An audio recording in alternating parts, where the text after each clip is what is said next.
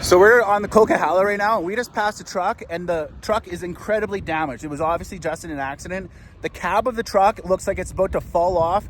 The whole side's crunched in, fuel tanks are crunched in, and this guy's driving his truck. It's obviously not legal to be driving, so we're in the brake check. We're gonna see this truck come in. Holy shit.